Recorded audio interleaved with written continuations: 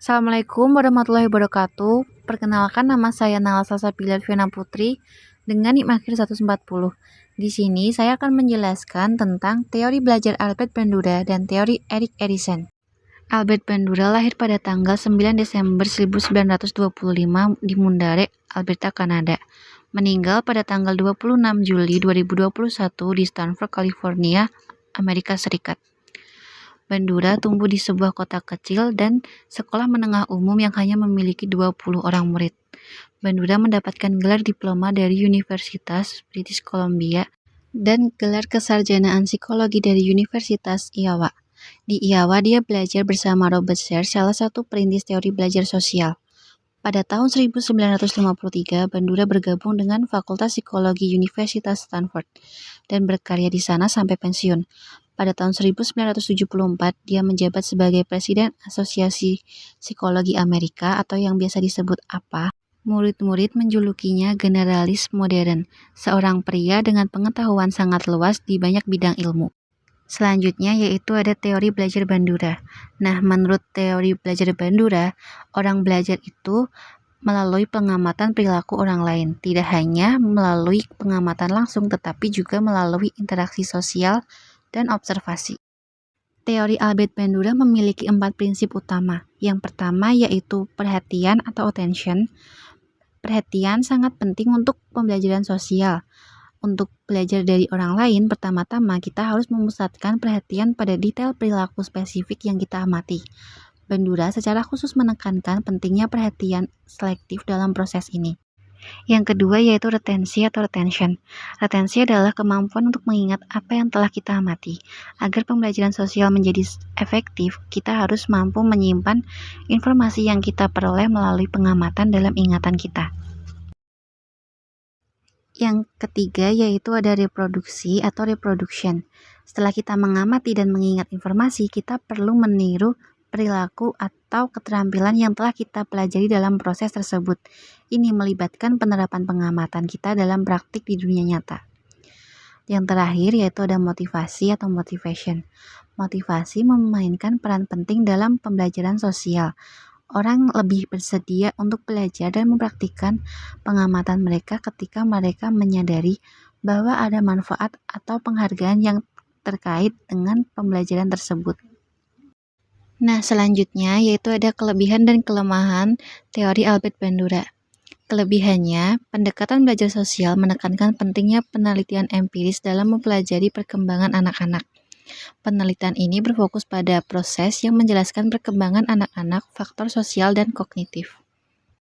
Nah, kelemahan teori ini sendiri yaitu jika manusia belajar atau membentuk tingkah lakunya dengan hanya melalui peniruan atau modeling, sudah pasti terdapat sebagian individu yang menggunakan teknik peniruan ini juga akan meniru tingkah laku yang negatif, termasuk perlakuan yang tidak diterima dalam masyarakat.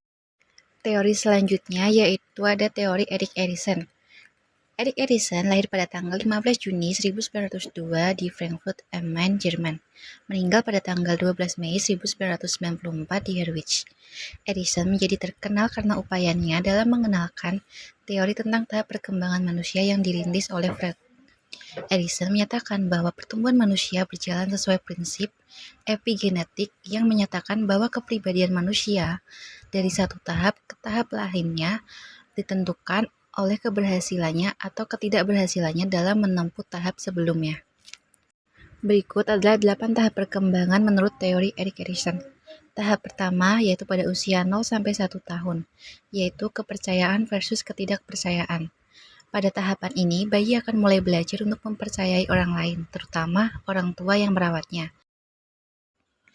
Tahap kedua yaitu pada usia 1-3 tahun. Pada tahap ini, anak akan mulai belajar mengenai pengendalian diri dan melakukan aktivitas secara mandiri. Karena itu, toilet training menjadi salah satu proses pembelajaran yang berperan penting dalam pengembangan kepribadian di fase ini. Tahap ketiga yaitu pada usia 3-6 tahun, inisiatif versus rasa bersalah. Dalam tahapan ketiga, anak akan semakin fokus untuk melakukan sesuatu dan menetapkan tujuannya berdasarkan pemikiran sendiri. Tahapan ini biasanya berlangsung pada usia 3-6 tahun dan terjadi melalui interaksi sosial. Tahap keempat yaitu pada usia 7-11 tahun, industri versus inferioritas. Pada tahapan ini, anak-anak mulai mempelajari keterampilan khusus di sekolah. Mereka juga cenderung semakin sadar dengan kehadiran dirinya sebagai individu dan mulai membandingkan diri sendiri dengan orang lain. Tahap kelima yaitu pada usia 12-18 tahun, identitas versus kebingungan peran. Memasuki usia remaja, seseorang akan mulai mencari identitas dan jati diri sendiri. Karena itu, mereka umumnya akan mencoba berbagai persona yang berbeda guna mengetahui jati dirinya. Jika berhasil melalui tahapan pencarian jati diri ini, seseorang akan mampu untuk mempertahankan identitas dirinya. Tahap keenam, usia 19-29 tahun, keintiman versus isolasi.